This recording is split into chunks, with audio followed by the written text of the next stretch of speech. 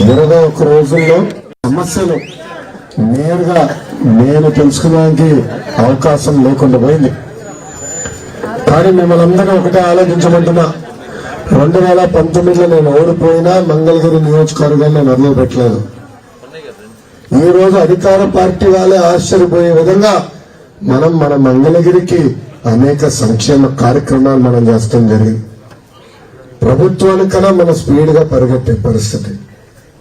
ప్రతిపక్షంలో ఉండి మనం ఇంత మంచి పని చేస్తున్నామంటే ఇంకా రేపు 2 నెలల్లో అధికారం మనకు వచ్చిన తర్వాత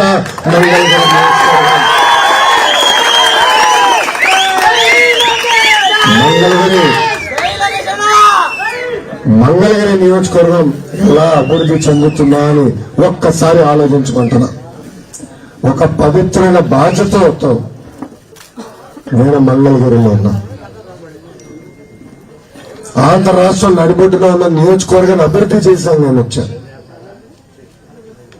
వాస్తవంగా నాకు చాలా మంది చెప్పారు, కుప్పంకి వెళ్ళండి, విశాఖపట్నంలో ఒక సీట్ తీసుకోండి, ఉత్తరాంధ్రకి ఇంపాక్ట్ ఉంటుందని చెప్పారు. కానీ ఆనాడే చెప్పారు 2019లో గెలవని నియోజకవర్గం ఇవ్వండి, అది గెలిపిస్తానని బాధ్యత నా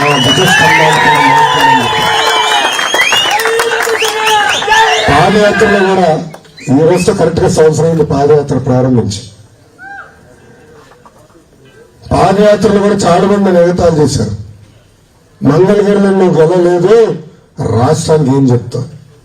వాళ్ళు ఒట్టే చెప్పా, రాజకీయాల ఓటమి గెలుపు సహజమే, కానీ మంగళగిరి ఓటమి తర్వాత నాలో కసి పెరిగింది, బాధ్యత పెరిగింది.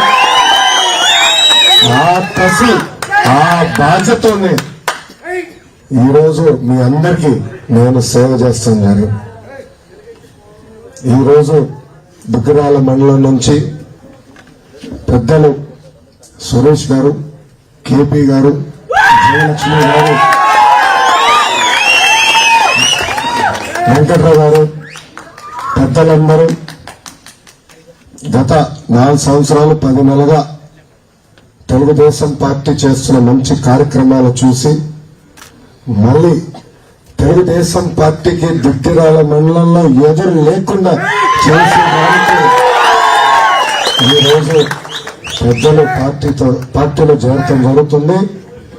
వాళ్ళతో పాటు పెద్ద ఎత్తున తరలి వచ్చిన కార్యకర్తలందరికీ నా ఉద్యోగపూర్వక ధన్యవాదాలు తెలుపుకుంటూ ఒకటే చెప్తున్నా, ఈ రోజు పార్టీలో చేరే వాళ్ళకి ఒకటే చెప్తున్నా, మనస్ఫూర్తిగా మిమ్మల్ని నేను తెలుగుదేశం పార్టీలో ఆహ్వానిస్తాం కూడా ఈ రోజు జరుగుతుంది.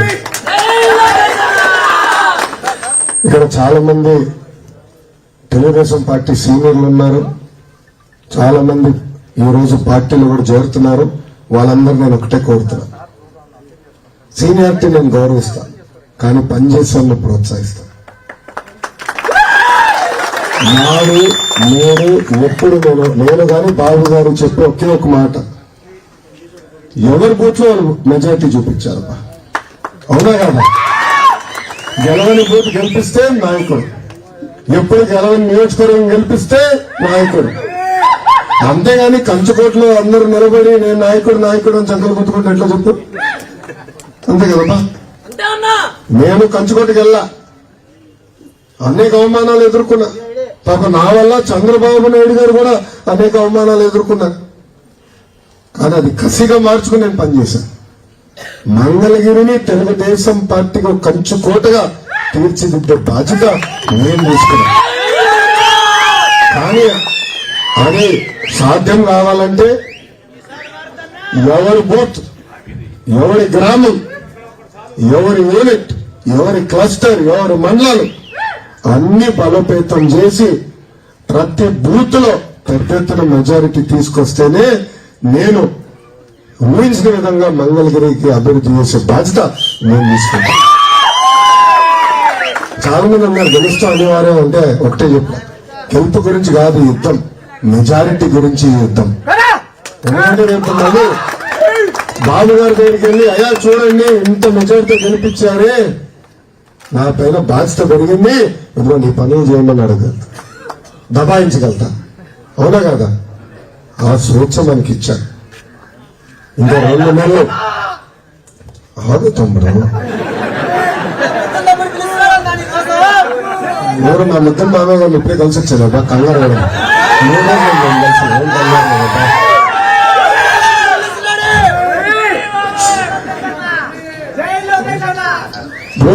కుర్రోలు ఎక్కువ మంది ఉన్నారు, వాళ్ళకి అర్థమయ్యే విధంగా చెప్తా. T20 క్రికెట్ మ్యాచ్ లో చివరి 3 ఓవర్లు చాలా కీలకమైన 3 ఓవర్లు. అదే విధంగా మనకి రాబోయే 72 రోజులు చాలా కీలకమైన రోజులు. కౌంట్ డౌన్ మొదలైంది. బాబు గారే చెప్పారు, జగన్ పని అయిపోయింది, అతను మళ్ళీ తిరిగి తాడేపల్లి ప్యాలెస్ లోకి శాశ్వతంగా